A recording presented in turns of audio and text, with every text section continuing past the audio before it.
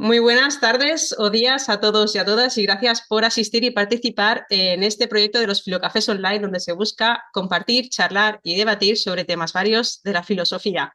Soy Esther Guirao, humanista y editora de la página Argefilo, que junto a Miguel Ángel Mozún trabajamos para dar forma a un proyecto abierto, respetuoso y solidario dedicado a aquello que nos hace más humanos, el pensamiento crítico, el diálogo y la reflexión racional. Y lo hacemos del modo que mejor sabemos, dejándonos llevar por el viento del logos, que nos invita a pensar juntos, a cuestionar y a descubrir nuevos horizontes. En este primer Filocafé solidario organizado por Argefilo, contamos con la invitada Columba Marceli Sánchez, maestra en Ciencias Ambientales y en cooperación al desarrollo. Durante los 2 últimos años, Columba ha desarrollado una labor significativa en la recaudación de fondos y en el activismo por Palestina, colaborando estrechamente con ONGs, con personas palestinas desplazadas en el Cairo. Además, ha complementado su experiencia participando en procesos de formación sobre resiliencia y resistencia tras situaciones de genocidio en Bosnia, en Herzegovina y siempre desde una perspectiva interseccional.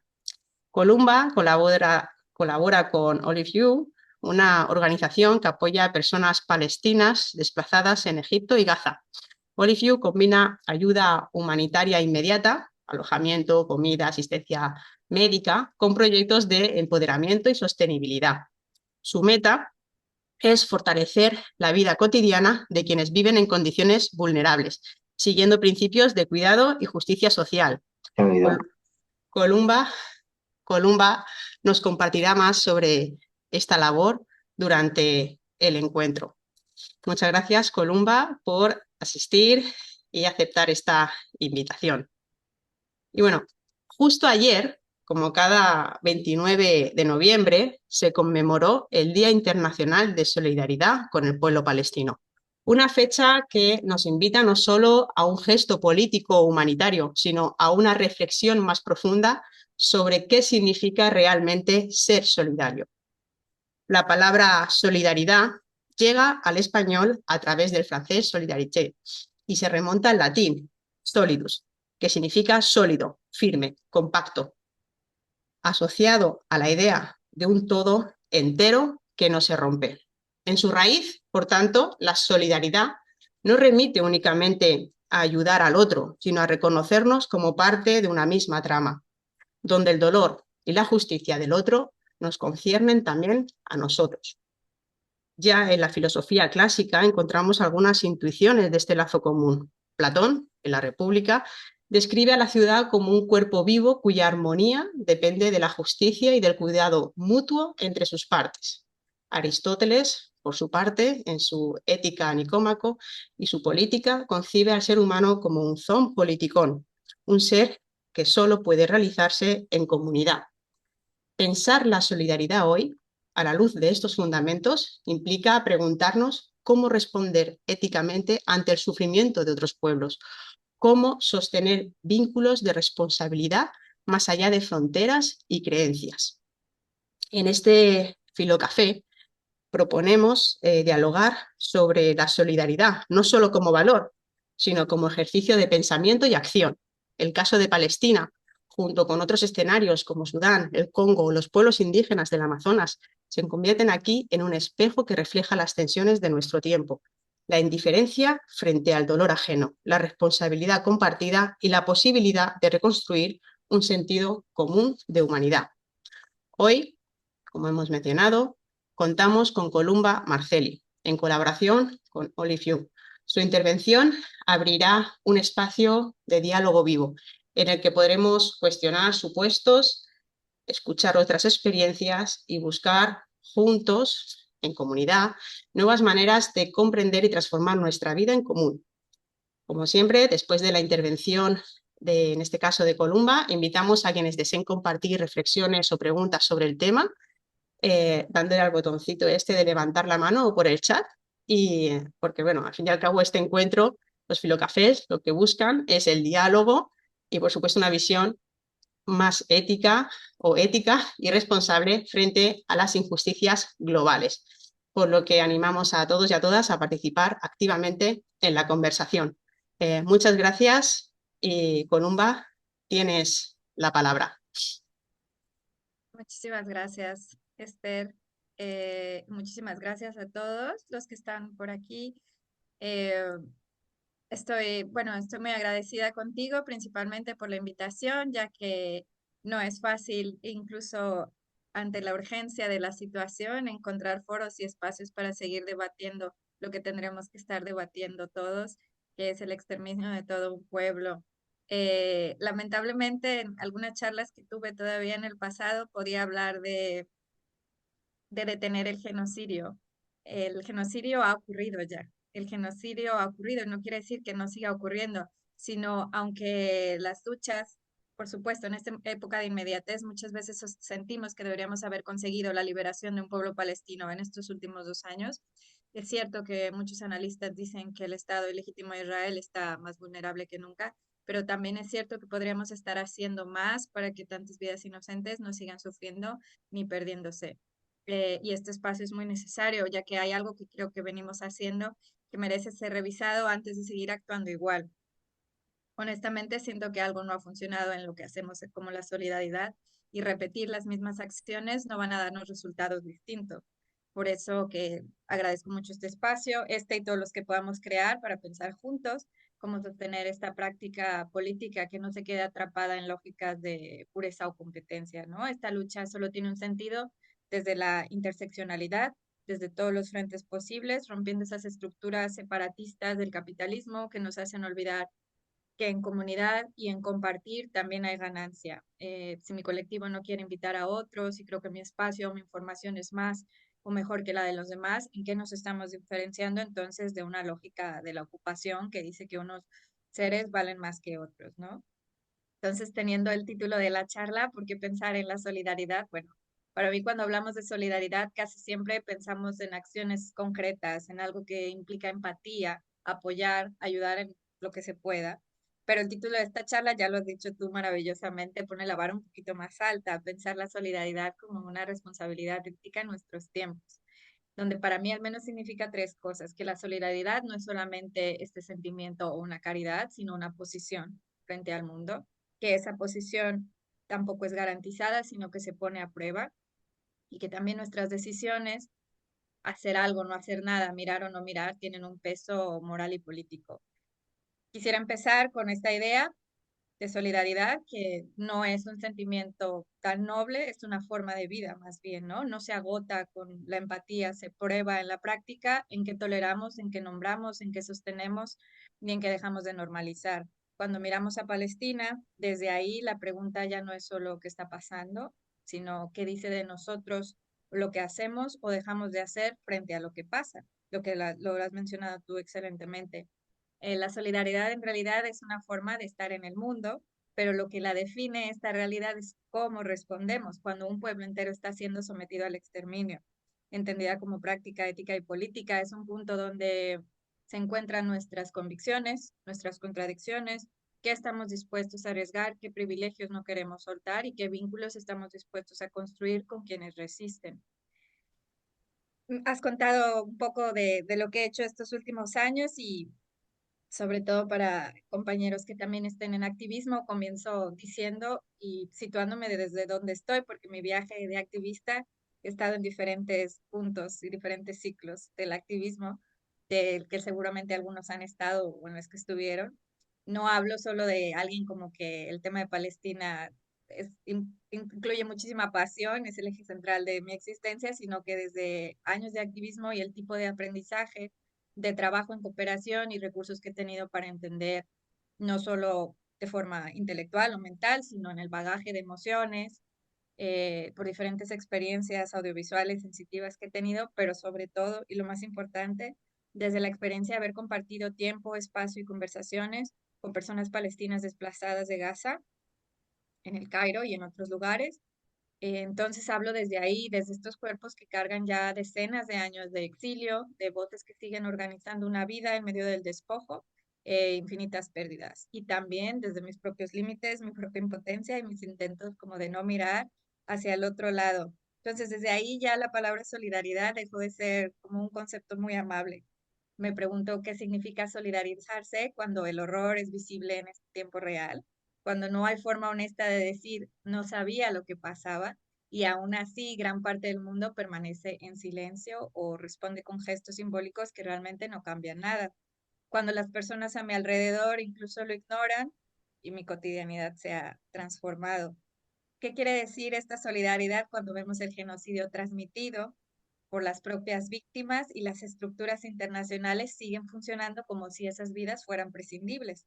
Si el centro comercial, los targets del boicot están a reventar a costa de sangre de niños que vemos morir todo el tiempo.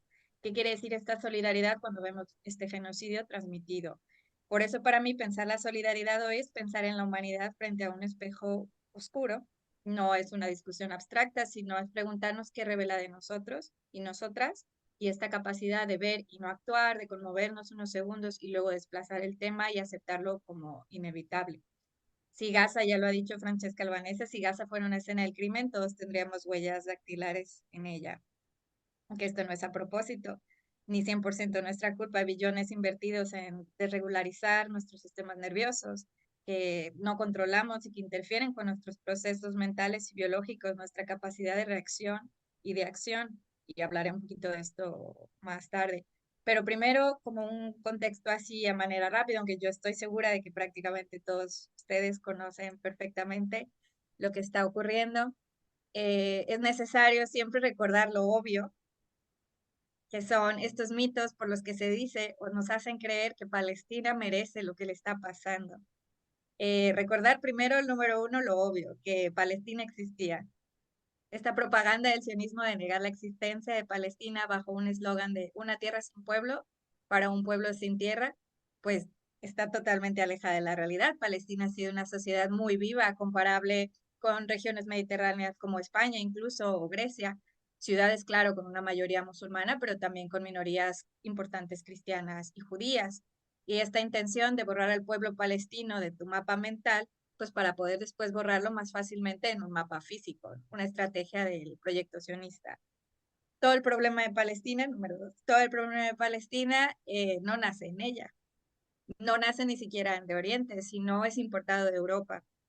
Este semilla de conflictividad nacional está ahí, en la alianza entre el movimiento sionista y el imperio británico, que ha instrumentalizado este territorio palestino como pieza de su tablero colonial y esta creación del Estado de Israel que arrastra el objetivo de ser un bastión de Occidente, creando una dinámica de conflictos y guerras, genocidio, ocupación cada década con resultados terribles en toda la región. Entonces el destino de Palestina no se decidió por los palestinos en ningún momento, desde los acuerdos de Sykes-Picot, donde Francia y Reino Unido se reparten el mal llamado Medio Oriente en colonias, y posteriormente la Declaración de Balfour en 1917, donde se promete un hogar nacional judío sin consultar a la población que vive ahí. ¿Y por qué Palestina? Bueno, lo sabemos, Palestina es clave por su valor estratégico y geopolítico, puertos mediterráneos, proximidad al Canal de Suez y más tarde por el acceso a las rutas del petróleo de las que Europa sigue dependiendo. Y entonces los palestinos no es que reaccionen desde un odio nacional antisemita, sino desde la resistencia a un proyecto de desposesión. Cuando se afirma que los palestinos inventan el terrorismo, conviene ordenar un poco la cronología, porque desde los años 30 ellos tienen su gran revuelta palestina contra el mandato británico, pues entonces hubo propaganda de que decía que no había resistencia, que los palestinos aceptaron muy amablemente el hecho de ser una colonia y la introducción también del sionismo. Pues nada puede estar más equivocado que eso. Esta fue una gran revolución que se parecía un poco a otras revoluciones que había con Europa en esos años, que dura 3 años. Es tan fuerte que entonces el Reino Unido decide ceder algunas de sus demandas.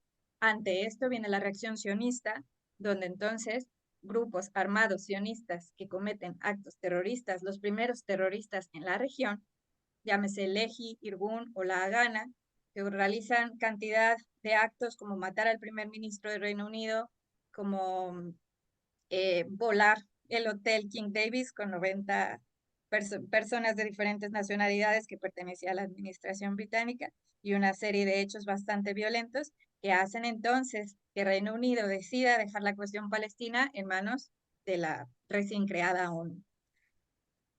Empezando por ahí. Entonces, la premisa va, los abuelos morirán, los nietos morirán y todo el mundo olvidará que Palestina existía. La apuesta era clara, el trauma, el exilio y el tiempo borrarán a Palestina. Pero pues esa lectura subestimó algo esencial. Los palestinos se han negado sistemáticamente a desaparecer. La resistencia palestina no es algo nuevo, es algo constante a lo largo de más de un siglo. Palestina no ha desaparecido ni de la geografía ni de la conciencia global. Esta identidad palestina se construyó desde ese entonces sobre estos tres pilares: la Nakba, memoria, despojo, expulsión; la tierra y la resistencia; el sumud, que es su apego al territorio, incluso en el exilio o bajo la ocupación; y el derecho al retorno, derecho colectivo a volver, incluso cuando el mundo ha intentado ignorar. Entonces, la cultura y la gente existían en Palestina, la mayoría siempre fueron palestinos, no solamente musulmanes. El origen del conflicto no es en Palestina ni en la región, ni es islamista, es europeo. Los primeros grupos terroristas fueron creados por sionistas y la ONU ha dicho nunca más mientras apoyaba el colonialismo de asentamiento. Entonces, ¿es Israel invencible? Hablando de todo esto, ¿cómo es que hemos llegado a lo que sucede hoy en día? El Estado de Israel es un resultado de un nodo central, digamos, de intereses económicos, políticos, estratégicos tan entrelazados que la mayoría de los gobiernos prefieren callar y seguir a remolque de sus propias sociedades civiles, que están en contra de lo que le ocurre a Palestina, con tal de no quedar mal Israel. Uno de los factores claves, el poder de lo visionista, por supuesto, a nivel económico, pero también en la fabricación de la opinión pública, manipulación de medios de comunicación, industria cultural, Hollywood, grandes cadenas de noticias, periódicos, etcétera. Y a esto se le suma la conciencia europea por el nazismo, usada no como memoria crítica, que deberíamos tener siempre, sino como una herramienta de culpa y chantaje, que cualquier crítica estructural a Israel se presenta como antisemitismo. Da igual si viene de relatores de la ONU, de una ONG de derechos humanos, de gobiernos del subglobal, el reflejo es automático, es antisemitismo y funciona. Israel hace lo que hace porque puede. Se le han permitido décadas recibiendo el mensaje muy claro: puedes hacerlo. Décadas de apartheid, ocupación y colonización de tierra, asesinatos y detenciones arbitrarias, impunidad tras cada bombardeo, incluso cuando ataca sin provocaciones. Todavía flipo con la noticia de que de un día para otro ha decidido asesinar a todo el gabinete de la presidencia en Yemen y ni siquiera alcanzó titulares estelares en los principales medios de comunicación, porque este trabajo sucio que hace Israel, el control territorial, fragmentación, expulsión, encaja perfectamente con los intereses de un modelo económico extractivista y de orden regional controlado. Vemos a Netanyahu, criminal de guerra, hablar en las Naciones Unidas con un mapa donde Palestina no aparece, y ese mismo mapa marca rutas de minerales críticos, combustibles fósiles, corredores estratégicos, un recordatorio de que este gran Israel es muy importante para sus aliados en Europa y en Estados Unidos, cuando esta expansión se vuelve el discurso de guerra contra islamistas radicales, mientras Netanyahu, citando a Amalek, para justificar el exterminio de hombres, mujeres y niños y ancianos, no es distinto al discurso de cualquier líder fundamentalista al que combatir. Entonces, llegamos a Gaza, a hoy en día. Lo que ocurre en Gaza es un antes y un después de un montón de cosas. Es la primera vez que durante tanto tiempo se impide de forma tan sistemática el acceso de la prensa internacional a una guerra de esta magnitud. Ante todos los riesgos siempre había una posibilidad, incluso en Bosnia. La prensa era respetada, tenían un edificio especial y podían seguir transmitiendo. Y se conservaba y se trataba de cuidar siempre la prensa, porque si la prensa decía algo, bueno, entonces había todavía había cierta ética ante el periodismo y ante la prensa internacional. Y la otra cosa que está, además de las 680.000 víctimas que se calculan ya en Palestina, hay otra cosa que está bajo los escombros, que es la arquitectura del derecho internacional, convenciones, derechos humanos, leyes de guerra, está literalmente bajo los escombros de Gaza. No solo se destruye el territorio, se destruye la credibilidad de un orden que decía proteger la vida humana como la conocemos hoy en día. Ver a Netanyahu hablando en la ONU, que es el criminal de guerra, y nadie lo detiene, como si nada, hasta qué punto la impunidad ya ni siquiera intenta disimular. Y frente a este vacío moral, entonces, ¿qué nos queda? Si hemos hablado del genocidio que ocurre, porque tenemos una convención para la prevención y sanción de delitos de genocidio, que realmente parece que nos ha servido para decir al final fue genocidio o no fue genocidio en lugar de para prevenirlo, donde después del famoso alto al fuego del 10 de octubre, 345 personas más han sido asesinadas. ¿Qué nos queda? Entender la cotidianidad de la ocupación desde nuestros lugares privilegiados, muy complicado. Entonces es aquí donde la solidaridad juega este papel tan importante del que estamos hablando. ¿Qué hemos hecho y qué podemos seguir haciendo ante esta situación que ha aparecido, que ha venido a romper con todos los esquemas de lo que conocíamos como derecho humano, como estabilidad, como democracia incluso, y como yo que vivo en Alemania, como vivir y conocer que esta era conocida como la capital de Europa, ver que cada fin de semana, por una muestra de solidaridad con Palestina, tenemos a todo el cuerpo de policías atacándolos brutalmente por usar tal vez una playera que tiene el mapa de Palestina, cuando Netanyahu puede subirse al podium de la ONU con un mapa que ni siquiera le incluye. Entonces, tengo algunas cosas que conversar con ustedes, sobre todo en las experiencias de solidaridad y de resistencia de los gazatíes que he conocido, pero me gustaría detener aquí la conversación, porque aparte traté de ser muy rápido porque son muchos días de historia, pero hablar un poquito de contextualizar, sobre todo por si había personas que a lo mejor están familiarizadas con lo que ocurre hoy en día, pero no tanto la parte de dónde venimos y por qué ha venido todo este discurso a convencernos de que la situación de Palestina es algo reciente. Y en segunda parte, también sobre todo lo que significa el trauma y la deshumanización de los palestinos y por qué puede ocurrir un holocausto árabe. Seguimos en la misma situación y tal vez si fuera en otro contexto o en otro país, a lo mejor la reacción hubiera sido distinta. Bueno, por ahora me callo para ceder la palabra a las personas que nos acompañan. Si alguien quisiera comentar algo. Bueno, Esther, tú. Muchas gracias, Columba, por esta introducción. A mí se me ha puesto los pelos de punta solo de escucharte y creo que a más de uno de los asistentes también. Y creo que Alejandro ha levantado la mano, así que Alejandro, tienes la palabra. Hola, hola a todos. Muchas gracias por todo esto.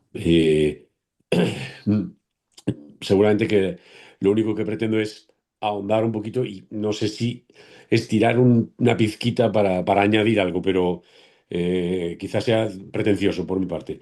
Aún así lo intento.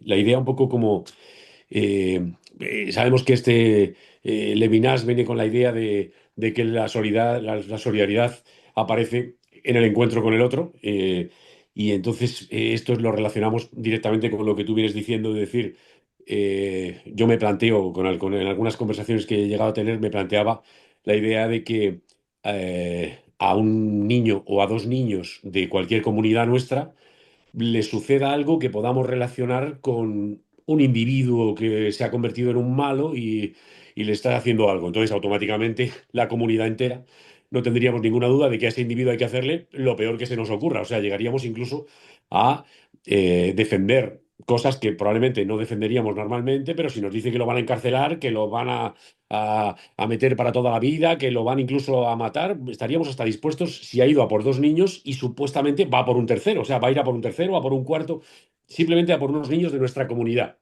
Entonces, claro, cuando sucede esto y ya empezamos a hablar de las cifras que hablamos, que efectivamente pues simplemente marean o pueden llegar a desmayar, ¿no? Entonces, es cuando dices, bueno, no, claramente no se está produciendo el encuentro con el otro, porque si no, la solidaridad, como dice en muchas ocasiones Levinas, es que es anterior a toda teoría, es una cosa que casi que nos pasa, es un poco la ética de Hume, es un poco, si lo estás viendo, lo ves con tus propios ojos, no te hace falta saber nada, o sea, no has tenido que aprender nada para al verlo entender que eso no es posible, ¿no? Y relacionaba un poco, todo esto también lo quería relacionar con la idea de cómo todos los medios nos van como llevando un poco a olvidarnos un poco de esta cuestión, a poder difuminarla y a convertir la solidaridad en una opción, como si fuera opcional. O sea, como puedes elegir si ser solidario o no serlo con esta idea. Es decir, te vamos a dar otras opciones. Puedes liberarte de esa cosa. Y esta es una idea que a mí sí me perturba mucho, ¿no? Porque me perturba mucho porque personas como tú, Columba, que sois pues para muchos, pues ¿qué podemos decir? No, estáis como en la zona de gracias por hacer lo que yo no llego, en fin, somos muchísimos los que estamos haciendo poquísimo por la cuestión, pero al menos digamos que lo poquito que podemos hacer es, oye, los que estamos aquí por lo menos tenemos el mismo sentimiento, ¿no? O sea, la idea es la misma, ¿no? No puede haber duda respecto a que la solidaridad con ellos sí, ¿no? O sea, no puede haber duda respecto a eso, pero claro que hay duda cuando la solidaridad es una opción. Si la solidaridad es una opción, tú puedes elegir la otra opción. ¿Y cómo? Y entonces ahí vienen todos los medios de comunicación. Tú ya has comentado algo sobre las grandes instituciones, incluso internacionales, europeas, la poca fuerza que al final tienen, que y acaba, y acaba por volverme un poco loco también. No solo la idea de los medios de comunicación, en qué momento empieza la historia, tú misma lo has comentado, ¿no? Hay que poner un poco las cosas en contexto para saber exactamente cuándo empieza la historia, pero claro, no, si la historia empieza exactamente no, el día aquel en el que ellos hicieron tal cosa, si la historia empieza ahí, bueno, pues ya está claro que entonces, oye, tenemos razón en hacer lo que hacemos, o si lo reducimos todo a buenos y malos, en fin, lo que ya sabemos, todo lo que van haciendo los medios para liberarnos y para la idea de que la solidaridad sea una opción. Que esto es lo que es para mí terrible. Y más terrible todavía es que al final, Columba, y si me permites, llega el punto este en el que al final, cuando vemos que las grandes instituciones, o vemos a Netanyahu hablando en esos grandes estrados, y dice, pero ¿cómo es posible? O sea, entonces, ¿qué pasa? Que esto casi le da más fuerza a los discursos falsos porque no podemos creernos que todo eso no valga para nada. Como que hay una negación en el ser humano de no, no, todo eso que tenía que tener una fuerza no puede ser que no sirva para nada. Si ellos no pueden hacer nada, entonces nosotros, ¿qué podemos hacer? O sea, si hemos creado una ONU, si hemos creado unos tratados internacionales y ellos no pueden hacer nada, entonces de algún modo nos tenemos que creer que la solidaridad es una opción como para escapar y decir, bueno, es que a lo mejor allí, oye, es que a lo mejor son muy malos, es que no lo sé, ¿no? Es que a lo mejor también hay algo de merecimiento, qué sé yo, ¿no? Qué sé yo a dónde podemos llegar los seres humanos para escaparnos de decir, efectivamente, yo cogí la opción de no, porque bueno, oye, esto es una cosa de buenos y malos y yo tampoco sé muy bien quién es el bueno y quién es el malo. O sea, no me obligues a tanto. En fin, no sé si se me comprende y no sé si llegué a ensanchar una pizquita, pero bueno, la idea fundamental, digamos que es esa, ¿no? Que si la solidaridad es una opción, entonces puede haber quien la coja y quien no, y ahí estamos. Y ahí estamos entonces en que no solo las grandes instituciones, sino hasta los individuos más pequeños podemos decir, pues yo cojo entonces la opción de, bueno, en este caso tampoco apoyo, ni apoyo ni, oye, ni a favor ni en contra. Me coloco como en una posición intermedia como si eso fuera posible, ¿no? Y, en fin, eh, espero haber dicho algo. Muchas gracias, Alejandro.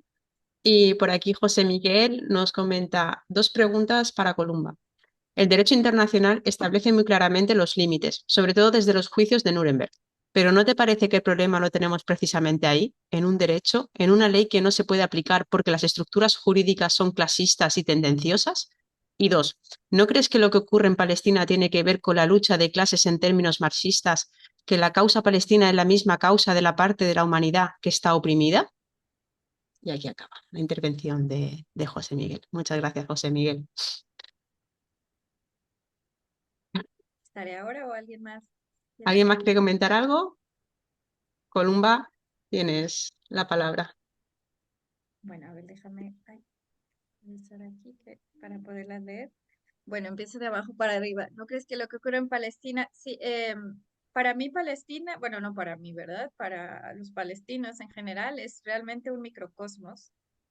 Es un microcosmos de la situación global. Lo que vemos reflejado ahí y que nos ha despertado a muchos es la gravedad y con la impunidad en que se ha manejado lo que ocurre, que es de pronto tan violento para nuestros humanidad, ¿no? Estar presenciando el exterminio de la población, ver cómo tantos niños y tantos adultos mueren y no podemos hacer nada. Me parece que la parte de la humanidad que nos damos cuenta ahí que en realidad quiénes son los que están dominando y controlando y que tal vez esas libertades que ya dábamos como por sentadas están mucho más alejadas de los que creíamos hace 50, 60 años.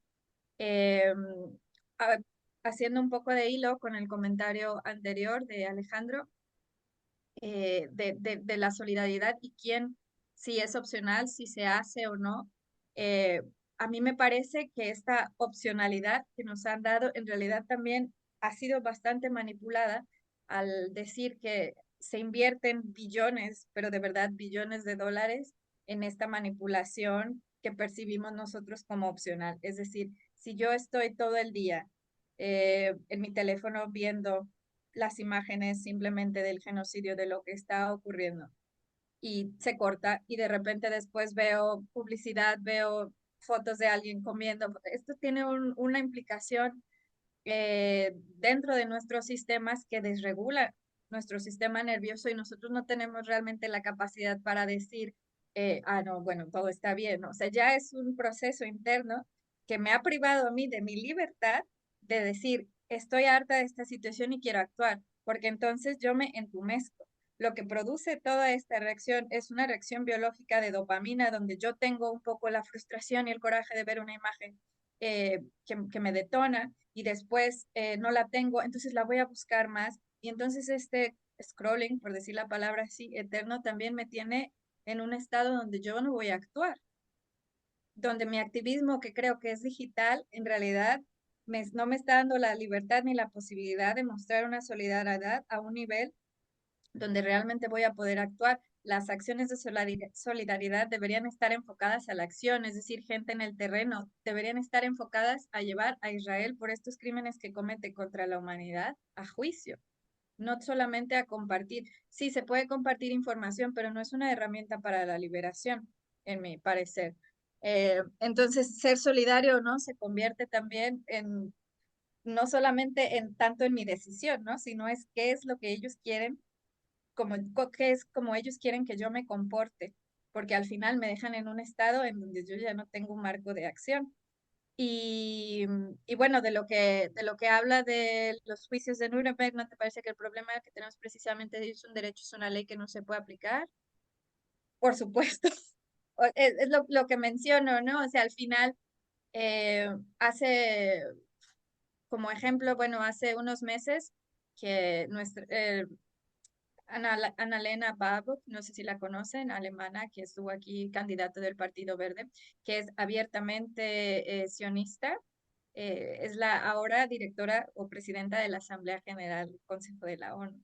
Es decir, todas estas estructuras en realidad se está destapando realmente los intereses de quiénes son las personas que defienden. Muy poco tienen que ver con la Unión de Naciones para proteger y salvaguardar los derechos de la humanidad. Muy poco tienen que ver con eso. Es por eso que durante 2 años, todas las pruebas evidentes de que se está cometiendo un genocidio en Gaza, la ONU no ha podido ser capaz de hacer absolutamente nada más que condenar lo que está sucediendo. Pero ¿cómo puede ser que la institución encargada de preservar todas estas acciones no sea capaz, ni siquiera tenga una injerencia? Y no solo eso, que se ha visto que activamente ha apoyado a que esto siga continuando. Entonces, estas instituciones definitivamente no solamente son clasistas, tendenciosas, racistas, sino que obedecen a nuevos intereses muy particulares y que como el microcosmos de Palestino se ha destapado, se ha venido a destapar con todo lo que vemos. Y es por eso que de alguna manera yo vengo a hablarles o mi manera de sobrevivir a toda esta situación y a esta impotencia de ver que realmente mi postura o lo que yo deseo está totalmente en contra de lo que todas las estructuras que nos rodean es. hablar de otras formas de solidaridad que se tienen que construir y se tienen que crear y tenemos que investigarlas. Yo no tengo todas las respuestas, pero sí que tenemos que hacer otras cosas y tenemos que aprender a movernos de otra manera y organizarnos rompiendo con todos estos esquemas, porque esta es la manera en que ellos nos tienen y que esa es la manera en que quieren que seamos nosotros activos, activos desde mi celular donde no cambio nada, activos desde una frustración, desde una tristeza, desde una impotencia, desde sentirme pésimo por las injusticias del mundo y ya está. Entonces, hay que encontrar nuevos espacios y nuevas formas para construir esta solidaridad. Una de las que yo he encontrado es a través de las donaciones, que bueno, no voy a hablar de eso ahora. Me callo por si alguien más quiere decir algo, creo que hay Por aquí, por comentarios. aquí, por Sí. aquí Diego pide la palabra también. Así que, Diego, tienes la Bueno, palabra. ¿qué tal? ¿Cómo estáis? Bueno, muchas gracias por la conferencia. Quería simplemente añadir que creo que un punto importante de la configuración en Oriente Próximo, que Palestina, digamos, es como el tema eh, absoluto, en términos absolutos de crueldad, de bombardeos, de guerra, ¿no? En este sentido, creo que es la punta de lanza también de algo que nos repercute como europeos, que es la inmigración que se produce de todos esos países que han sido destruidos por el imperialismo. O sea, tenemos la invasión de Irak con 1 millón de iraquíes asesinados, que aquí en España también creó mucho rechazo. Tenemos también los bombardeos en Líbano. Tenemos, por supuesto, lo ha dicho la conferenciante, los bombardeos en Yemen. Eh, Quiero en Siria, hasta hace poco, ¿no? Que han derrocado el régimen de Bashar al-Assad. En este sentido, lo que yo creo también que se está produciendo es una ola migratoria de la comunidad musulmana de esos países que han sido destruidos, ¿no? Porque queramos o no, también tenían un proyecto de países, digamos, racional, en algunos puntos liberal, democrático, de autoabastecimiento energético, y no se les ha permitido avanzar. Y lo que de rebote ha ocurrido, y digo de rebote porque a lo mejor puede ser también algo incluso pensado, no lo sé, pero es la inmigración del mundo musulmán hacia Europa. Entonces yo recuerdo un meme que decía sobre el Imperio Británico, que decía, invade medio mundo y luego se queja de la inmigración, ¿no? Entonces, yo creo que esto quería resaltar yo en el sentido de que una manera de solidaridad también es, desde nuestra posición, al menos desde la mía, es empatizar con la articulación con otras culturas en nuestra sociedad, porque de repente es como que lo que ha producido precisamente que es el imperialismo, todas las muertes que ha producido y la repercusión de la migración, veo yo en mi sociedad aquí en España y donde vivo que hay un gran rechazo a la comunidad musulmana. Y entonces, pues precisamente me parece que una de las maneras que debemos de tomar conciencia como sociedad es que eso ha repercutido también pues, por toda la expansión imperialista y hasta el proyecto que quiere hacer Israel, de el Gran Israel, ¿no? Que es algo así como desde el Tigris y el Éufrates hasta el Nilo, ¿no? Y quería comentar solo esto y por añadir también poca cosa porque la exposición ha sido impecable y realmente pues estoy muy de acuerdo con ella, así que agradezco. Muchas gracias, Diego. No sé si alguien más quiere comentar algo de lo que se ha por aquí tiene la mano levantada Erika. Erika, tienes la palabra. Muchas gracias, Coloma. Ha sido increíble escucharte. Estoy hasta ahora, o sea, con las lágrimas en los ojos. Es una cosa como el escuchar, el estar en marchas aquí por la liberación de Palestina y otra es escucharte a ti. Entonces es como, ay, pero también quisiera como decimos aquí en sueco es poner sobre la mesa, lifta pobur, decimos aquí, ¿no? Es como, hay que no olvidar también que lo que está pasando Israel, o sea, no podemos dejar eso también, o sea, mi familia está en Israel, parte de mi familia, mi hermana es casada con israelita y el hecho de que sus compañeros reciban a sus hijos en pedazos, de que hay gente que son cosas que no salen en las noticias. Entonces también, por otro lado, o sea, no estoy justificando el genocidio, no hay justificación a lo que está pasando, pero las cosas son tan terribles, o sea, no hay palabras para poder explicar lo que pasa y claro, nosotros podemos analizar las cosas, pero otra cosa es estar ahí y ver que, o sea, la familia del esposo de mi hermana viven en un búnker y no, o sea, el hecho de que no puedan hablar hebreo, por ejemplo, a mi hermana ahora en Inglaterra ya no puede hablar hebreo en la calle porque la gente les ataca. Igual aquí yo he tenido que pararme porque hay mucha gente de la universidad que son israelitas y la gente les ataca en la calle, les lanzan piedras, es como que estamos tan mal, o sea, como sociedad, como mundo, que queremos protestar contra algo que está sucediendo, contra otro holocausto que está sucediendo, y lo que hacemos es reproducir niveles de violencia.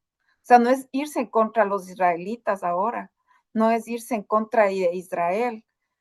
O sea, es gente, son personas físicas, no es un grupo, o sea, no es la gente como país, es algo político que se mueve. Y eso tenemos que tener conciencia. No es la gente, no es Israel el que está mal. O sea, la gente allá está sufriendo también. O sea, eso quería nomás poner sobre la mesa. Y no sé, yo sí quisiera sumarme a lo que propongas y cuenta con lo que yo pueda hacer desde acá, desde Suecia. Muchas gracias, Erika. Claro, muchas veces tendemos a condenar a un país entero, una comunidad completa, entera, cuando es simplemente una parte, un pensamiento político, ¿no? Como es el sionismo, ¿no? Entonces, esto es lo que ocurre, la generalización, el problema de la generalización. En fin, muchas gracias, Erika, una vez más, y te doy la palabra a Miguel Ángel. Sí, pues muchísimas gracias. Pues nada, Columba, muchas gracias, muy, muy interesante. Y sí, yo aquí también, nada, o sea, es muy difícil, para mí se me hace muy difícil realmente reflexionar sobre esto, ¿no? Porque sí que es verdad que yo soy una persona que tengo esta máxima de no actúes, piensa, o sea, pienso más que actúo. O sea, no me sale el activismo ese tan fácil, no, si me quedo mucho más observando y más parado. Yo supongo que serán cuestiones más de cómo, de formas de ser, ¿no? Hay otras personas que le hierve la sangre enseguida y tiene que lanzarse a actuar, ¿no? Yo, sin embargo, sí que es verdad que me da un poco de miedo a veces esto porque cuando te lanzas a actuar, pues claro, no tienes toda la información y hay veces que no sabes qué estás haciendo bien. Una de las cosas que decía también Alejandro, efectivamente, de esa interrupción de la solidaridad, ¿no? Por supuesto que es muy difícil, so- es fácil solidarizarte con los que están sufriendo, muy, muy fácil desde el punto de vista tan básico que este decía, ¿no? Que ves el horror que están sufriendo y es que es inmediato. O sea, es que no, en ese sentido no creo que haya ninguna dificultad, o sea, al revés, ¿no? Empatizas inmediatamente, pero claro, luego ves que las relaciones no son entre personas, es que son entre estados, son entre estructuras, son entre agentes grandes, agentes políticos, entre grandes estructuras internacionales, entre tal manera que ahí ya empiezan a entrar en juego cuestiones geopolíticas, económicas, que se nos quedan tan lejos, ¿no? Los individuos. De hecho, por ejemplo, en España, una de las cosas estas que decía de estas interrupciones de la solidaridad, ¿no? ¿Por qué todos no nos salimos a la calle y demás? También, por ejemplo, desde el punto de vista político a nivel nacional, de repente, pues la izquierda se va a solidarizarse muchísimo ya a un discurso muy, muy radical respecto al liberar Palestina, expulsar a Israel y a todos los israelíes de allí. mientras que la derecha pues, se convierte en algo más prudente, recordando continuamente el atentado que realizaron y el secuestro de los israelíes. Es decir, se polariza la sociedad, ¿no? Porque al fin y al cabo en la política, por lo menos en España, hay una polarización brutal, ¿no? Podemos encontrar también que, si bien desde que empezó todo el conflicto, pues ha habido momentos de gran desastre, ¿no? Pues quizá estamos en un momento en el que la ultraderecha más ultranacionalista israelí está en el poder, pues con personas que utilizan la violencia de una manera muy seria. Por otro lado, pues Hamas es un grupo que, bueno, pues también de alguna manera se han encontrado dos grandes fuerzas que han colisionado, ¿no? Es decir, nos hemos encontrado entre en un momento en el que dos grandes fuerzas han colisionado. Por supuesto que no hay color, porque efectivamente el Estado de Israel pues, no hay color. No se llega un momento en el que el desenlace, si iban a eso, pues era terrible, ¿no? Entonces, claro, nos quedamos todos sobrecogidos. Y una cosa, hablaba hace tiempo con Alejandro, cuando Trump firma estos pactos de paz y tal, ¿no? Estos comienzos de paz para que se acaben los bombardeos y demás, es que de verdad, es que es a lo único a lo que podemos aspirar. O sea, de verdad es que es a lo único a lo que podemos decir. Menos mal que dejan de matar niños así. O sea, es lo que hay. Y parece que yo no encuentro otra forma. O sea, que estos negociadores, estos economistas, estos empresarios que quieren lucrarse encuentren salidas porque les beneficie. O sea, porque les beneficie. O sea, estamos ahora mismo en un mundo que no parece que haya otras salidas, que sea útil parar, o sea, que sea útil el no seguir matando, ya sea niños, hombres, mujeres, o sea, que sea útil. O sea, hasta que no encontremos esa forma, no van a parar, porque no, bueno, porque sigue siendo útil hacer lo contrario. Y parece que es la única manera, ¿no?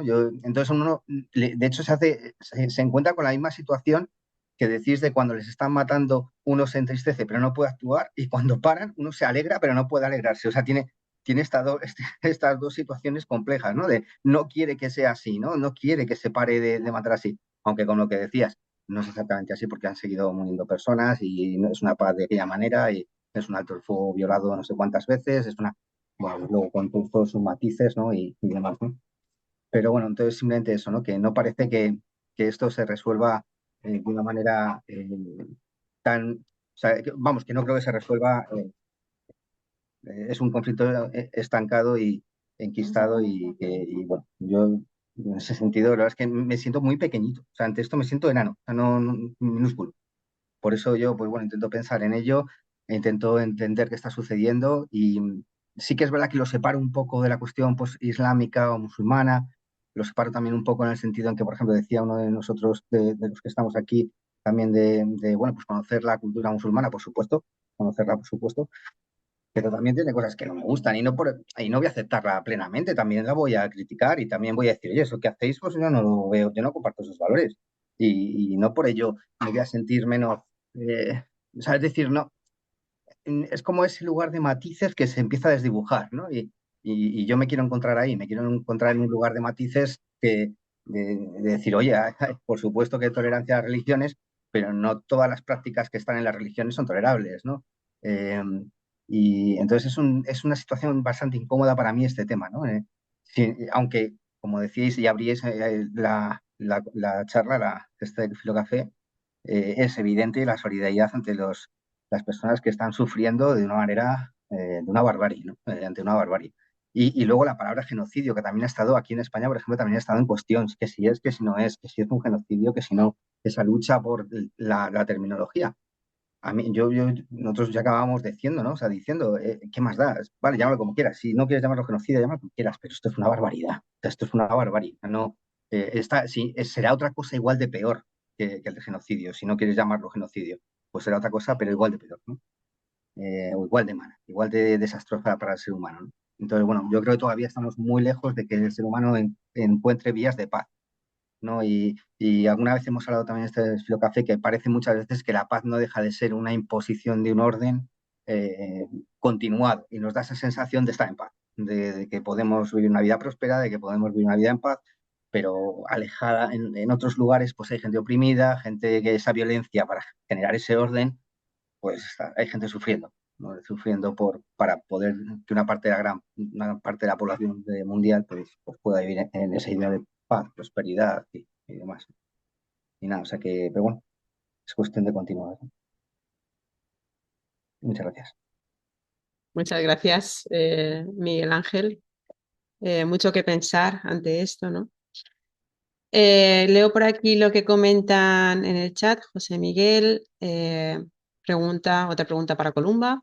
¿Qué papel crees que juega en todo este escenario una organización islámica radical como Hamas? ¿Es beneficioso su concurso? ¿Perjudica, en cambio, a la causa palestina? ¿Es una consecuencia lógica ante la violencia de 8 décadas ejercida por Israel? Jaime de Pablo. ¿Es posible que el servicio de inteligencia de Israel no supiera del ataque de Hamas y lo permitió como excusa para el genocidio? Y José Miguel hace una recomendación bibliográfica: Israel y Palestina, anatomía de un conflicto, cuyos autores no puedo ver bien, me disculpas. Y aparte define la palabra genocidio, que es exterminio o eliminación sistemática de un grupo humano por motivo de raza, etnia, religión, política o nacionalidad. Muchas gracias por las aportaciones y Columba, vuelves a tener la palabra.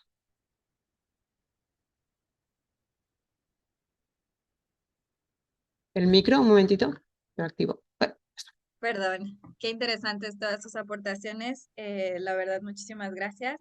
Estamos como en el mismo canal, íbamos conectados. Me gusta mucho bueno, voy a la primera parte donde hablábamos un poco del mundo árabe. Claro, por otro lado está el obvio silencio o tibieza del mundo árabe, que desde Europa muchas veces, claro, nos lo imaginamos como un bloque homogéneo, pero es tan diverso como cualquier otra región del mundo. La mayoría de estos países, no olvidemos, están gobernados por regímenes autoritarios, pero que están sostenidos por Occidente. Algunos incluso como Jordania, creados directamente por Occidente. Eh, el primer país que es destinatario, que recibe mayores billones y billones de dólares para armamento de Estados Unidos es Israel. El segundo es Egipto. Egipto por su posesión estratégica también para el apoyo del control de Palestina, solo como dato curioso. A cambio de armas, dinero y apoyo diplomático, todos estos regímenes garantizan esta estabilidad y el silencio de estos países árabes. Las poblaciones árabes que pueden llegar a sentir la causa palestina como propia tienen realmente cada vez menos espacio para expresarla. Incluso están los acuerdos, o sea, hay cosas por escrito, los acuerdos de Abraham que normalizan las relaciones con Israel.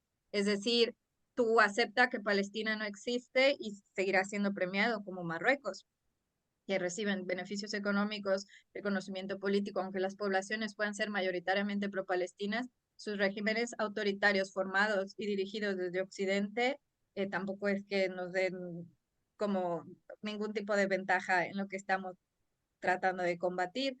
Eh, ¿Qué más había notado por aquí? Claro, sobre el comentario de que de la gente de Israel sufre, yo creo que la terminología y el lenguaje es extremadamente importante ante estos discursos. Eh, sí culpar a Israel, porque Israel es un Estado ilegítimo, es un Estado colonial creado en un territorio donde ya había población y las técnicas que se han utilizado para el control de la población ha sido que la población local no tiene recursos, no tiene los mismos derechos que los colonizadores. Es un proyecto colonial de asentamiento apoyado por Occidente, es decir, por Estados Unidos y los intereses europeos. Intereses que pueden ser distintos, pero al final un elemento muy importante para ambos. Entonces, sí, hablar del Estado de Israel como ilegítimo es vital, que dentro de Israel hay personas que también tienen derechos y que la pasan mal, que son de judíos, también eso es cierto.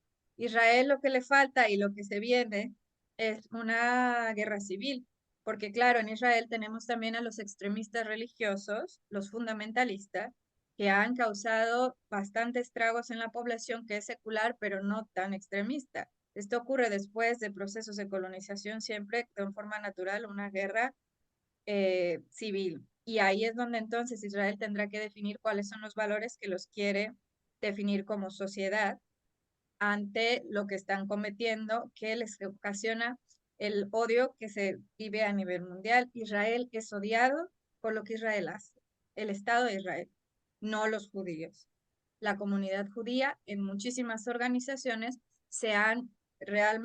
han sido expertos en el Holocausto, lo han vivido, ellos mismos lo han estudiado tanto que se pronuncian en contra del genocidio cometido en Palestina. Lo vemos con muchísimos grupos de judíos que apoyan los movimientos de liberación palestino, grupos de derechos humanos dentro de incluso la capital, Tel Aviv, y ahí parece que no pasa nada en Tel Aviv, y aún así siguen acusando a su propio Estado de Israel como genocida. Entonces, cuidar la terminología para poder tener entonces una comprensión más clara y realmente acusar a los que tienen que ser acusados.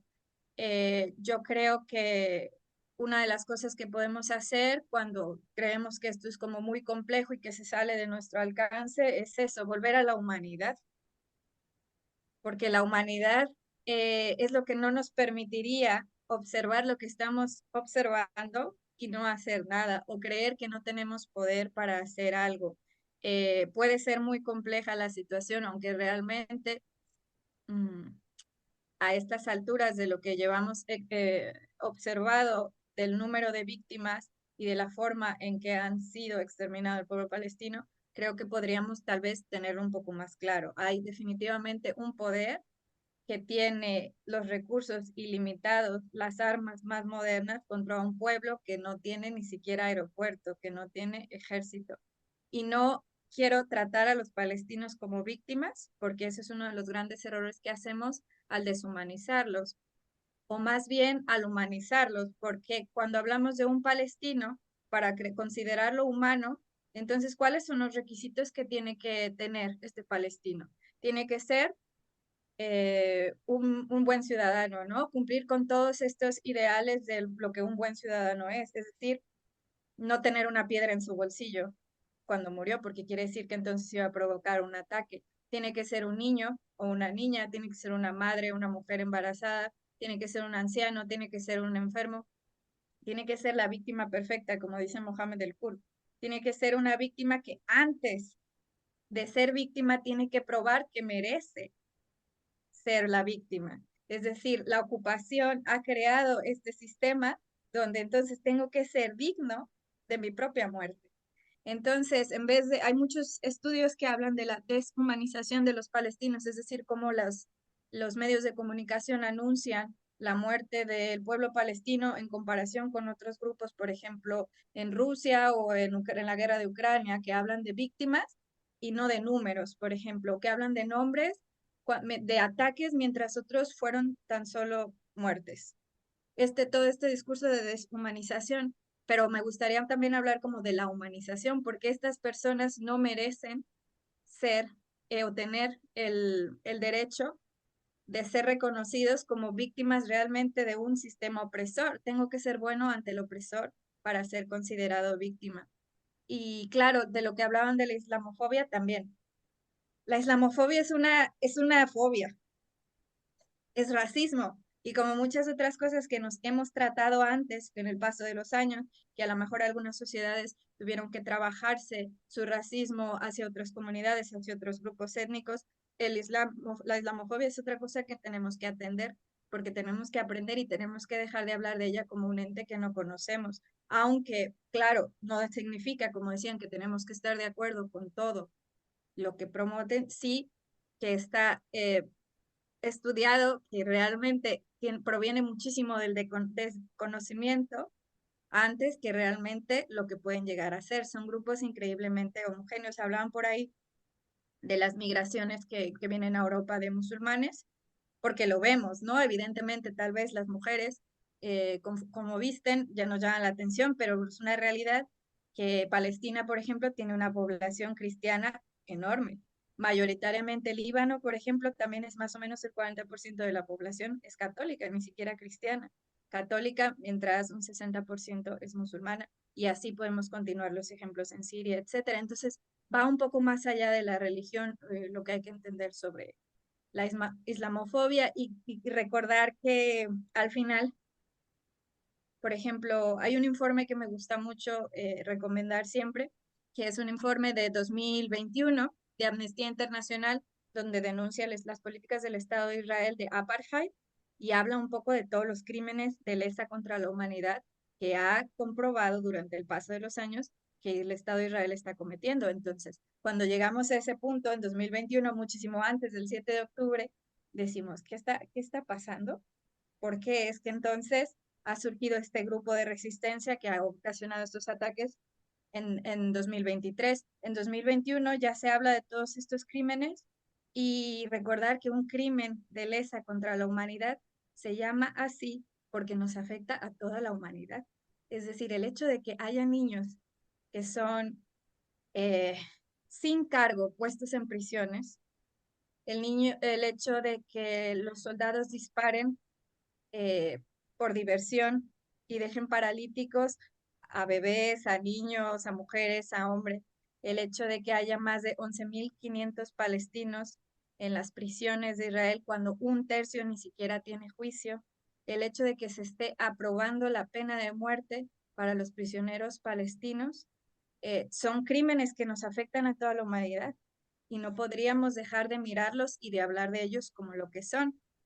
Y por último, porque ya hablé un montón, perdón, pero en cuanto a lo que dice José Miguel, que me parece muy bien planteado sobre Hamás, porque siempre es la pregunta, Hamás. Y claro, yo lo único que puedo decir es que conociendo a todos, y se los transmito a lo mejor, porque tengo mis propias opiniones, pero se los transmito de los gazatíes que he conocido. Su enemigo es la ocupación. El enemigo de los palestinos es la ocupación. He conocido palestinos que están muy molestos con las decisiones que tomó Hamas porque sabían que era una lucha que no podían ganar y que les ha hecho que hayan perdido todo lo que tienen, pero ellos siempre hablan de que su enemigo es la ocupación. El hecho de que es un derecho legítimo de un pueblo levantarse ante la ocupación también es algo que podemos tener en cuenta. Si los ataques fueron orquestados por el mismo Israel desde dentro, hay opiniones encontradas. Yo lo que he podido constatar y de mi propia experiencia es que al final, si ustedes visitan, porque hay visitas virtuales por Palestina, por los territorios ocupados palestinos, si ustedes visitan, está lleno de cámaras de seguridad por absolutamente todos lugares, está lleno de checkpoints, nadie entra, nadie sale sin saber. El control es increíble. Gaza, la prisión al aire, era la prisión más grande al aire libre del mundo. El control que tiene Israel sobre estos territorios es vasto. Las posibilidades de que haya ocurrido un ataque así sin que se den cuenta son sospechosas. Sin embargo, no hay que quitar el valor que tiene el hecho de que un grupo decida levantarse contra el opresor. No estoy diciendo que esto sea correcto o no, pero es legítimo. Y la manera en que se ha respondido no justifica de ninguna manera el asesinato de 470.000 menores de 5 años que han muerto de malnutrición, bajo los escombros o por enfermedades que eran fáciles de curar por la caída del sistema sanitario no justifica de ninguna manera el ataque 1 contra el ataque 2.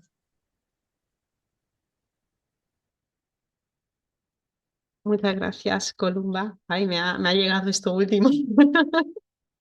Aquí José Miguel nos comparte una lista. Dice, hay listas publicadas con nombres y apellidos. Por un ejemplo, de niños, jóvenes, adolescentes menores de 18 años que han muerto, asesinados por manos de lo que estamos hablando aquí. Muy bien. Muchas gracias. No sé si alguien quiere comentar algo. Alejandro, tienes la palabra. Solamente para... Era un poco pues casi ahondando en mi idea, o sea que lo que sucede es que viene a partir de las intervenciones de Erika y también de Miguel Ángel, con la idea un poco o sea, la idea de justamente esta idea del condicionamiento moral que plantea Erika, como están pasando cosas también bastante malas para esto y tenemos capacidad suficiente como para entender que lo malo que les esté sucediendo ahora mismo a los israelíes en el mundo, a personas que a lo mejor incluso piensan como nosotros, que los hay en Israel, o sea, esto no tiene que ver, es perfectamente condenable y quizás y hasta demasiado sencillo. Lo que sucede es que sacarlo ahora, Erika, parece como como si sirviera de verdad para ponerlo enfrente del otro. Entonces es como si tuviéramos una balanza y de repente eso sí tuviera algún peso. Y también Miguel Ángel no creía tampoco, no creo tampoco que los matices puedan ponerse en ese lado de la balanza y decir, bueno, hay matices, es todo muy complejo. Sí, es todo muy complejo, pero ¿de verdad se puede poner esa complejidad y esos posibles matices en un lado de la balanza y en el otro? Lo que realmente está sucediendo, ahí es donde yo no veo más que la balanza se desploma rotundamente y ni hay matices, ni hay complejidad, ni hay, Erika, o sea, no podemos realmente atender seriamente al el hecho de que algunos israelíes no se puedan mover por el mundo. Aquí en España ha sucedido, o sea que. Y es condenable, no pasa nada, es un error de la gente que equivoca efectivamente a los individuos con un gobierno genocida, que es el que realmente tiene el poder, bien, y todos aquellos que le apoyen, pero que evidentemente no tiene que ver con todo israelí. Pues, esto es así, o sea que esto siempre es un ejemplo sencillísimo. Aquí en España participamos en una guerra en Irak y aquí la mayoría de los españoles no estábamos de acuerdo en eso. Entonces, esto no tiene que ver, y que, sí, podríamos haber ido, a lo mejor, y habernos cruzado con un iraquí que nos diera un tortazo por haber participado en aquello. Bueno, se habría equivocado ese señor, pero en realidad no habría sido comparable con lo que sucedió allí ni con lo que sucede ahora. Incluso esto ha acrecentado, si me permite. O sea, yo intento que coloquemos una balanza y de verdad veamos si es posible que lo que les sucede a algunas personas que son rechazados o los matices y la complejidad del asunto pueden, en un lado de la balanza, de verdad sostener lo que realmente está sucediendo y ha sucedido en el otro lado. O sea, y creo que rotundamente no. Muchas gracias, Alejandro. Por aquí José Miguel, perdona, por aquí Columba en el chat comparte que hay 1.200 páginas de nombres de menores de 5 años, que hay un documento con esta información. José Miguel, Gaza y todos los checkpoints de Israel, y comparte un mapa, ¿no? con esos lugares, ¿no? de control. Y le damos la palabra a Víctor Torres. Víctor, tienes la palabra. Hola, hola a todos. Hola y gracias Columba por invitarme. Mi nombre es Víctor Torres, estoy aquí en México. Les voy a contar como que mi experiencia en base de esto de querer agregar un poco sobre la islamofobia, basado en mis vivencias desde pequeño. O sea, recuerdo un 11 de septiembre, yo estaba preparándome para ir a la escuela. Y empezaron a hablar de bombardeos, empezaron a hablar en todas las noticias, en todos los periódicos habló sobre el ataque a las Torres Gemelas y que han sido terroristas. Ese era el punto, esa era como que la dialéctica de ese momento clave pues en la sociedad, porque a partir de la sociedad, incluso en la cultura pop cambió completamente. Ya no hablaban de amor adolescente, ya no hablaban de los veranos, o sea, la dialéctica hasta en la música cambió en muchos sentidos. Empezó a ver como que esta parte de me siento aterrorizado, me siento deprimido por el mundo, porque está pasando todo esto, pero esa como dialéctica se empezó a crecer más y durante los años escuchaba que mis compañeros de la escuela, de la secundaria, se referían a la comunidad árabe, la comunidad de Medio Oriente como terroristas en general. O sea, era una generalidad. Ya ni siquiera hablaba de un político específico. No hablaban sobre el supuesto, o sea, el supuesto actor de ese atentado que fue en ese entonces, Osama Bin Laden, pero condenaban a una sociedad completa, condenaban a Medio Oriente en ese sentido. Entonces llega y se hace más grande los problemas en Gaza, en la Palestina ocupada, en Cisjordania, y entonces empiezo a tener un poco más como de contexto de que, pues realmente, qué está pasando allá, qué está pasando aquí, qué nos están diciendo aquí, qué nos están ocultando de allá los medios, porque pues alrededor del 2001, 2006 y la dialéctica la marcaban todavía las televisoras, la marcaban los periódicos controlados y financiados por judíos, que yo ni siquiera sabía que tanto alcance tenía la comunidad judía en la comunicación en general. O sea, yo pensaba que era pues realmente una comunidad que yo desconocía, más sin embargo yo crecí, aparte de haber crecido con esta implantación de que todos los árabes son terroristas, también crecí con la idea de que todos los judíos son víctimas desde el holocausto, o sea, de que tenemos que tenerle ese respeto, de que están en su derecho de vivir, de existir. ¿Por qué? Porque hubo un holocausto, hubo millones de asesinados debido al régimen nazi, y entonces, pues yo fui creciendo con ello, pero todo lo cuestionaba. Todo lo cuestionaba, decía, esto no puede ser cierto al 100%, esto no puede ser cierto al 100%. Pero era yo un niño, un adolescente que crecía bajo la doctrina, bajo la dialéctica de Occidente, bajo la dialéctica de Estados Unidos, y decía, oye, él me marcaba quién era la víctima, quién era el héroe, quién era el victimario, pero aún así yo lo cuestionaba. Entonces, como conocía convivir con judíos, que son amigos, que todavía conozco, que viven en alguna parte de Europa, no viven en Israel porque condenan completamente lo que está pasando y lo que ha estado pasando. O sea, no es como que del 7 de octubre ha pasado por casi por casi 80 años. Entonces, es una situación que aqueja a la comunidad palestina desde casi un siglo. O sea, no es que se hayan vuelto terroristas, como con el grupo Hamas. Hamas es una reacción, como cuando el cuerpo se quiere defender. Hamas es una reacción del pueblo palestino a los constantes ataques, a los constantes asesinatos. Recuerdo que Columba mencionó a los grupos terroristas israelíes, como por ejemplo la banda Stern que secuestraba a palestinos, que ocasionaba atentados terroristas, y a partir de ello decías, oye, pues ¿cómo nos defendemos? ¿Cómo nos defendemos? Entonces surgen grupos radicales como Hamas. O sea, realmente Hamas es solamente un síntoma de lo que está pasando en Gaza, en Cisjordania también, de que están hartos sinceramente de lo que está viviendo el pueblo. O sea, cualquier pueblo, o sea, tiene su derecho a defenderse, tiene derecho a defenderse, incluso incluso Israel. Pero realmente lo que está haciendo Israel, en sí el gobierno de Israel, que también desde pequeño les enseñan que quién es el enemigo. O sea, he visto constantes videos, o sea, creo que sería muy redundante mencionarles cuáles. He visto constantes videos, he visto ataques de los mismos colonos israelíes en Jerusalén, atacando cristianos, atacando musulmanes. O sea, la policía, el ejército, atacando simplemente a caminantes por ser de otra religión. No solamente árabes y personas que practican el Islam, también cristianos católicos. Han destruido iglesias católicas, han destruido centros de oración cristianos.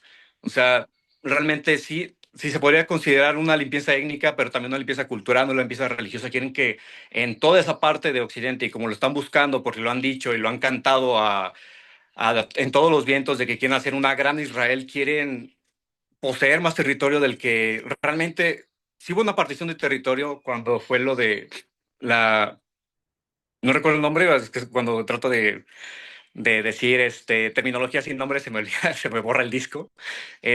Cuando la ONU decretó que tal territorio es palestino, tal territorio es israelí, ahí empezó a haber desplazados. Si hubiera quedado ahí, creo que solamente estuviéramos considerando, oye, ¿qué pasó en ese momento? Aún así hubo miles de desplazados, muchos asesinatos, pero ahora que ven que pueden hacer lo que quieran en Gaza, se están proponiendo hacer el supuesto Gran Israel, y es lo que se podría decir que el manifestarnos, el levantar la voz, incluso desde, desde aquí, desde mi trinchera, desde un rincón de México, que todo el mundo me dice, es que está pasando a kilómetros, pero puede pasar aquí. O sea, no está de más decir que la policía en México ha sido entrenada por israelitas, que los métodos de sometimiento, que los métodos de control que ha hecho la policía en las manifestaciones son puntos muy marcados de cómo someter a los palestinos allá en Gaza. Entonces aquí lo aplican en México para pues, someter a manifestantes, para reprimir huelgas, o sea, para reprimir. Y pues mi padre en algún momento de su vida, de su adolescencia, fue parte de la policía municipal del estado de Hidalgo, aquí en México, y me decía, es que aquí nos entrenan israelitas. A mí me llegó a entrenar israelitas, que entre ellos hablaban así raro, no sabía cómo, o sea, en ese entonces, en su desconocimiento, no sabía qué idioma estaban hablando, pero lo que decía era de que ellos nos enseñaban a someter a un ciudadano y que decían, "Ah, es que nosotros ya lo practicamos con comunistas y con árabes. Y así es como se somete a un individuo peligroso, o sea, ya ni siquiera una persona que es, o sea, ya un individuo peligroso. Entonces, lo que hacía, pues entonces mi papá nunca llegó a participar en una de esas actividades y cuando se dio cuenta de lo podrido que estaba aquí el sistema en México, desertó desde el ejército, desde toda la policía y dijo, yo no voy a proteger a narcotraficantes porque desde antes que yo naciera ya existía ese problema aquí en México. Pero bueno, estoy saliendo un poco del tema. Y pues esa islamofobia tiene como que esa base de que antes el enemigo era el comunismo antes de bueno, durante la Guerra Fría, después tenían que encontrar un enemigo. ¿Por qué? Porque tenían que tener sometido bajo el miedo a sus ciudadanos norteamericanos, a la mayoría de Occidente. Entonces dijeron, vamos a poner a este nuevo enemigo, va a ser los árabes, y entonces se desata lo que llaman la primavera árabe, se desata un nuevo enemigo, una nueva afrenta, y es lo que está como que el punto cúspide de toda esa dialéctica es lo que está pasando en Gaza y que la gente diga es que Israel tiene el derecho de defenderse, ¿ok? Todo pueblo tiene derecho a defenderse, pero no cuando estás asesinando a niños. O sea, recuerdo el actor que hizo un video del actor que hizo la película de La vida es bella, no recuerdo el nombre, que dice, cuando matas a un niño, o sea, cuando un niño es lastimado, cuando estamos jugando y un niño es lastimado, se acaba el juego. Se acaba el juego. O sea, ¿por qué, a pesar de que ya hay tantos niños asesinados, por qué siguen permitiendo que esté pasando esto? Que para empezar es una barbarie, no es un ejército contra un ejército, es un ejército contra un pueblo que solamente trata de defenderse, un pueblo que quiere proclamar su soberanía, que quiere tener su tierra, que quiere tener un lugar donde progresar, que quiere el derecho que todo país, independientemente si hubiera sido colonizado como Estados Unidos, un país tiene el derecho que nos dice la ONU que tenemos todos los países. Y pues por desgracia, esta confusión es que ellos atacaron las Torres Gemelas, los árabes atacaron las Torres Gemelas, los árabes hicieron esto, los árabes hicieron lo otro, es lo que alimenta el odio hacia una comunidad que la gente ni siquiera conoce. O sea, tengo yo también la fortuna de a partir de que todo lo que ha estado pasando, me he comunicado con palestinos, nos han pedido ayuda, o sea, ayuda, nos han pedido ayuda hasta acá mediante redes sociales y se me hace increíble lo valioso que es cualquier acto, o sea, cualquier acto, cualquier manifestación, que sepan que no están solos, que sepan que no están solos, que somos pueblos unidos contra las barbaries que están pasando en este mundo, porque ni siquiera es ahí en este momento, ya está pasando en Sudán, ya está pasando en otras latitudes, así que ese es como mi aporte ante eh, pues desde mi punto de vista, yo crecí con esto y entonces me pongo a investigar, me pongo a buscar gente que diga, oye, ¿qué opinas de esto? ¿Es tu gente? ¿Qué está pasando? Ah, pues pasa esto. Entonces ya me creo mediante un poco de pensamiento crítico, que se supone que todo humano debe tener pensamiento crítico para cuestionar todo lo que tiene enfrente, debe de pensar en qué realmente está haciendo, qué está alimentando, qué está consumiendo. Ese pensamiento crítico es lo que está llevando a la gente a que se vaya a manifestar a las grandes ciudades, incluso aquí en Guadalajara, aquí donde estoy viviendo. Y ese pensamiento crítico es lo que realmente nos va a poner, ese pensamiento crítico y esta idea de justicia que proclamaba Henry David Trudeau, que dice, yo no, yo no o sea, yo soy un humano antes que un ciudadano. ¿Por qué? Porque si me considero antes un ciudadano, estoy obedeciendo las leyes de mi país, estoy obedeciendo la justicia de mi país, la justicia de una religión, la justicia a la religión dominante. O sea, la religión dominante me dice, que tienes que ser de esta manera. Y mi gobierno dice que el enemigo es aquel. Por ejemplo, en ese entonces, cuando él existía, cuando él estaba vivo, decía que eran los mexicanos. Que los mexicanos eran los enemigos porque querían invadir o querían recuperar parte del territorio o querían su revolución. Pero realmente le decía, yo no considero a un mexicano que no conozco a un enemigo porque jamás he convivido con ellos. ¿Por qué voy a considerar a un individuo que está lejos de mi alcance, de mis conocimientos? Porque lo voy a considerar un enemigo. O sea, tengo que pensar desde mi humanidad, tengo que pensar desde mi humanidad antes de criticar o de condenar o de juzgar a un humano. Así que él proclamaba esta parte. O sea, hay que ser primero humanos antes que ciudadanos. Porque si nos sometemos a las leyes de un país, vamos a ser simplemente o perpetuadores o cómplices con nuestro silencio. Así que eso y un poco de criterio ante lo que estamos viviendo, siendo que es parte de lo que puede llegar a resolver todo este problema. No solo aquí en México, que por sí tenemos muchos problemas, también en Gaza, también en Sudán, en diferentes latitudes. Incluso en la guerra de Ucrania, que no sé qué está pasando ahí, es como no sé, a ver quién, o sea, disculpen la palabra, pero a ver quién tiene, si Estados Unidos o Rusia tiene miembro más grande. Así que ese ya es un experimento muy estúpido que está pasando y debería terminar también.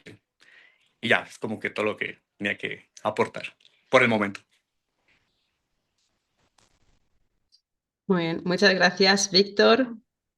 Esa referencia a Turo es muy, muy fuerte, ¿no? Y Columba, tienes la palabra y vamos a ir finalizando, ¿qué os parece? Después de la aportación de Columba para que nos alargue esto mucho más. Columba. Sí, es una pena, nos encantaría tener un poquito más de tiempo, ¿no?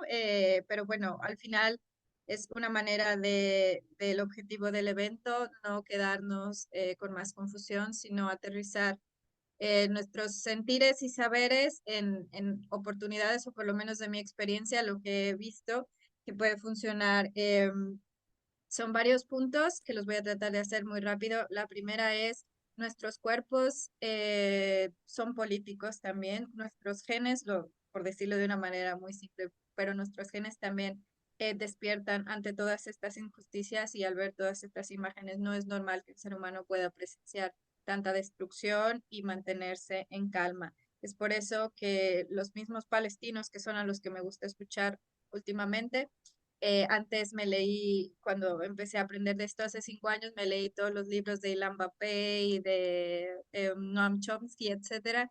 La verdad, ahora solo leo palestinos y se los recomiendo ampliamente, porque ¿quién va a hablar mejor de una ocupación que los ocupados? ¿Y por qué no les damos a veces la prioridad que tenemos? Tiene algo que ver también con nuestro racismo, sobre lo que leemos y lo que no. ¿Quién tiene que venir a decirnos qué es verdad sobre lo que este pueblo está padeciendo? Tenemos que esperar a que Amnistía Internacional, el Comité de la ONU, la Organización de Derechos Humanos B'Tselem, nos diga que son 100% judíos en B'Tselem, que nos diga, ok, sí, estamos cometiendo una ocupación, un delito, sino empezar a escuchar estas voces que no es que no hayan producido conocimiento, sino que están muy ocupados viéndolos como víctimas, no como productores de conocimiento, no como líderes de su resistencia, no como políticos que pueden llevar a su pueblo y a su gente a diferentes realidades.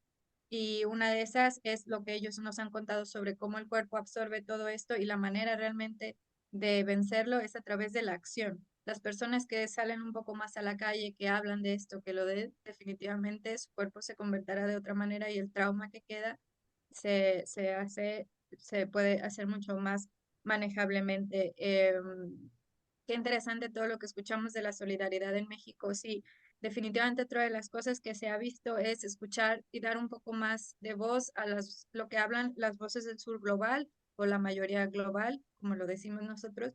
Europa, por no hablar de Estados Unidos, porque bueno, ya lo sabemos todos, pero Europa ha sido un problema en el colonialismo eternamente, es decir, estamos en el imperial core de muchísimos de los problemas. Muy probablemente la solución no venga de aquí, no venga de los intereses económicos y administrativos, no estoy hablando de la gente, intereses económicos y políticos que maneja la comunidad europea y las relaciones con Israel. Hace más de 20, 30 décadas que algunos países del sur global ya habían roto relaciones con Israel, y algunos otros que siguen haciéndola. Y por la parte hablando de la solidaridad, solamente me gustaría compartirles un poco de lo que hemos vivido en la organización Olichuk, para la que yo colaboro y colaboro de alguna manera práctica. Y es que yo llegué al Cairo, Egipto, a trabajar ante la desesperación de vivir en Alemania y ver que aquí no puede hacer nada. Al estar viendo que ocurre un genocidio y no puedo hacer nada, cuando yo llego allá me doy cuenta que realmente lo que yo puedo hacer es ayudarles de forma económica. Y esto suena tal vez un poco así como una ilusión y un comercial, pero la realidad es que yo estando ahí me encontré con muchísima gente que está haciendo cosas por los palestinos desplazados que están en Gaza y tratando de trabajar con los que están dentro de Gaza a través de las donaciones. Es decir, yo sabía que un euro que yo enviaba para allá hacía una enorme diferencia directa en la vida de una persona. Y esto es lo que hemos tratado de hacer. La solidaridad, verla no como una caridad, sino como una ayuda para toda esta gente que al final tiene sueños, quiere seguir emprendiendo, quiere seguir estudiando, eh, debe tener la posibilidad de por lo menos tener recursos suficientes en su cuerpo, nutritivos, como para poder seguir con la lucha, para poder sobrevivir otro día de bombarderos, para poder vivir en una tienda con las inclemencias del clima, etcétera, etcétera, tener cobijas calientes para sobrepasar el invierno. Mi frustración se ha convertido en una acción directa porque yo sé que muy poco de lo que tenemos aquí realmente cambia la diferencia allá. La fundadora de esta organización es una chica que ha dejado completamente su vida para dedicarse a esto, porque una vez que lo ves es que no lo puedes no ver. Es sentarse con ellos, hablar, escucharlos cuando ya están solos. Yo conocí familias que evacuaron, por ejemplo, solo las mujeres, los hombres se quedaron pensando que en algún momento, claro, era una guerra más, iban a poder volver, mujeres que se han quedado completamente solas mientras sus maridos están dentro, niños que salieron fuera y sus padres ya jamás les contestaron el teléfono. Estuve en un kindergarten donde llegas y te dicen, ah, claro, ellos tres estuvieron 4 días abajo de los escombros y toda su familia desapareció. Situaciones bastante dolorosas y complicadas, sin embargo, nunca que he querido romantizar a los palestinos, porque es de nuevo darles un lugar de víctimas, es decir, ah, claro, ellos les pasan cosas tan malas y están ahí echando de ganas a la vida, pero es una realidad. Si ellos pueden, ante todas estas inclemencias y todas estas injusticias que han vivido, ¿por qué nosotros no? ¿Por qué nosotros no podemos seguir o pensar que tenemos una lucha, que nuestra solidaridad realmente se va a marcar y va a ser una acción que va a complementar? Tengo unos textos muy lindos que hemos escrito sobre lo que hemos visto ahí, pero creo que ya no nos da tiempo de verlos, porque realmente me gustaría agradecerles a todos por asistir y a pedirles que revisen todos estos conceptos, que se informen muy bien sobre la historia, sobre estas dudas que han tenido, porque son situaciones que no son nuevas, no son situaciones que le pasan solo al pueblo palestino, nos pasan a todos, como Víctor ha dicho, son situaciones de impunidad global que están destruyendo las estructuras por las que nuestros ancestros pelearon tantos años por tener derechos humanos, por tener instituciones que nos salvaguardaban. Y son cosas que ante esta situación, ante un Estado ilegal donde se le ha permitido cometer todos los crímenes de la humanidad con total impunidad, nos afecta directamente a todos. Y cuando una humanidad, cuando un pueblo está sufriendo estos crímenes, también nos afectan a todos como humanos, aunque de momento parece que no se ve. Eh, el modelo de la ocupación se exporta. Es decir, todas estas técnicas de ocupación y apartheid, e incluso apartheid hídrico y greenwashing, que son las estructuras que toman recursos naturales sin importar la tierra, sin importar las locales que los protegen, sin importar el exceso con lo que lo hacen, han sido exportados. Latinoamérica es un ejemplo. En México ya tenemos empresas que operan bajo compañías israelíes, que ellos se venden como compañías de riego, por ejemplo, y en realidad lo que hacen es administrar tu agua. En Argentina tenemos 12 provincias que ya no son dueñas de su agua, sino que he entrado Mekorot, que es una empresa israelí que está nombrada en las Naciones Unidas como corrupta, porque entonces entra a los territorios, retoma el control hídrico y las comunidades no pueden decidir sobre entonces cómo utilizar su agua.